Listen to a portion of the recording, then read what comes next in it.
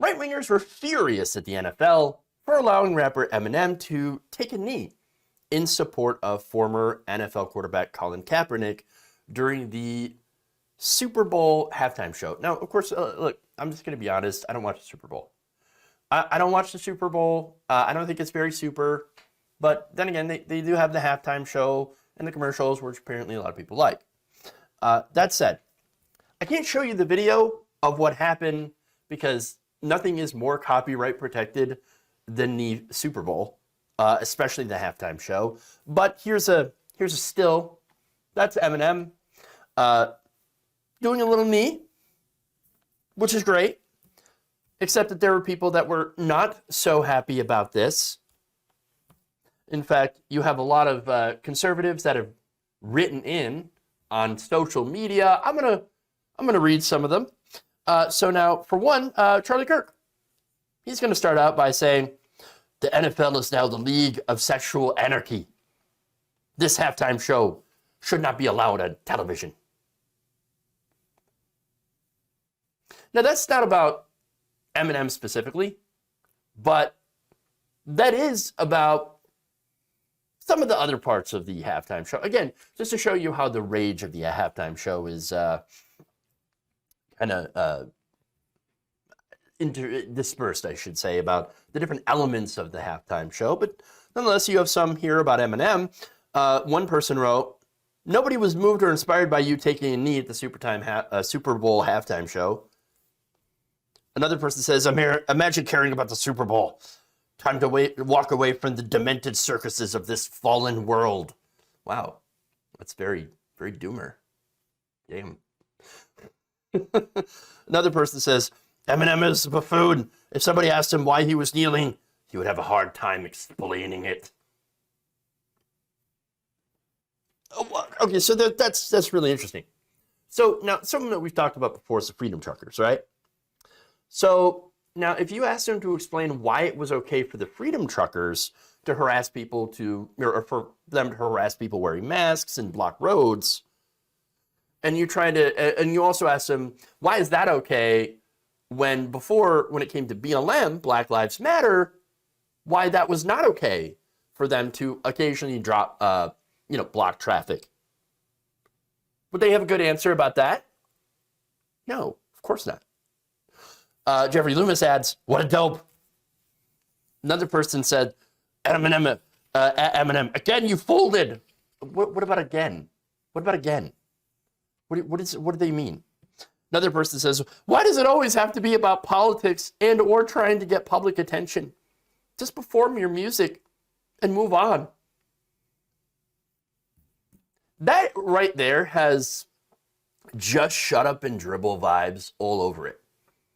And you know, the conservative reaction to anybody who, expresses like, hey, maybe this league should be slightly less racist or terrible towards its players. Maybe we should stand up for things like Black Lives Matter. Shut up and dribble, as Laura Ingraham will put it. That is, of course, unless you're Kid Rock or Ted Nugent, then your political opinions are awesome, and we're going to, blast them essentially everywhere. Hey, everybody, look at Kid Rock. He made an opinion, and it's an opinion that we like. But anybody else, shut up and dribble. Just play my music. Music man. All right, another one. Came on Twitter this morning with 1,000 Democrats. I really doubt it. Telling me that I'm upset because the Super Bowl halftime show was rap/hip hop and Eminem kneeled while the anthem was not playing. Democrats were working really hard to keep the racism alive. Hashtag racism not welcome. Hashtag halftime show. Now, you really wouldn't be all that upset unless your side happens to be the one that is the most racist.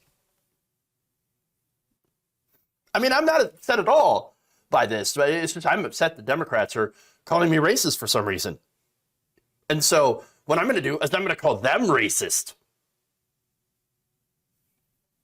Okay. All right. Sure. So now look, this is funny. The responses here are gold. But let me go to the reports here that I think are better. That apparently the NFL had denied his request to kneel. So now here's the thing. And also denied Dr. Dre saying that he's still not a fan of police. Hey, did you know that Dr. Dre still doesn't like police? Big shocker, right? Big shocker. But no, like, it's Eminem. You think he's going to listen to you? His entire musical career is, hey, people don't like me. People in Washington especially don't like me.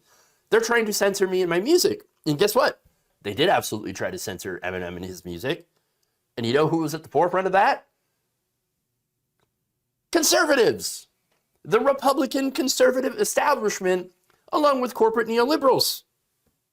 Those are the ones that were trying to censor rap music for so long.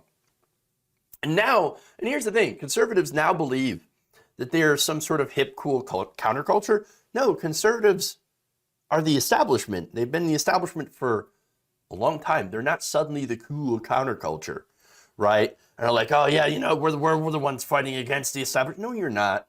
There's nothing more establishment than being conservative.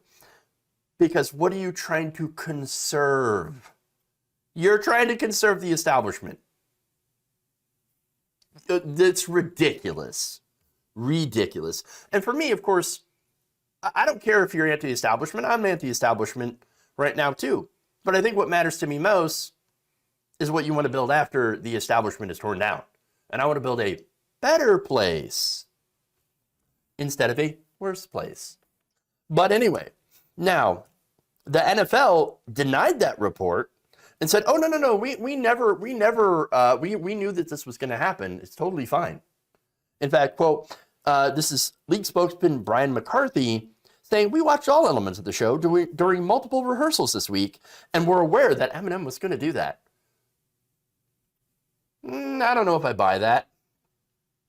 I think it's more of a face-saving gesture because what the NFL has been in is in the shit ever since they blackballed Colin Kaepernick in 2016. And by the way, they've still haven't, allowed him back into the league, essentially. But so now they're going with it, and it's a big but. It's a very big but, actually. The NFL hasn't changed anything, really.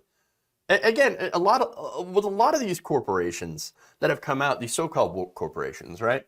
That's what the conservatives always go on about. They're not actually woke. What they're doing is that they're just virtue signaling. They're coming out and saying things like, "Oh no, we're in favor of Black lives, but we have made absolutely no policy changes at our companies whatsoever. And by the way, we're still giving to racist Republican politicians." Why? Because they give me tax cuts and deregulation.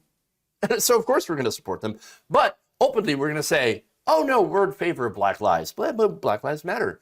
Please, Black people, buy our stuff. And please, white people who support Black people, also buy our stuff." We're so forward-thinking. We're so progressive. Not really. And by the way, on the politicians, well, they haven't done a damn thing either. Nothing has changed since the George Floyd protests. No police reform. We've got nothing. Nothing. Because they never intended to change anything. And so, unfortunately, that's why gestures like these are still relevant to the conversation and still necessary. We still need to continue to fight for Black lives to make sure that at the end of the day, everyone knows that they matter, because there are still people out there that don't think they do.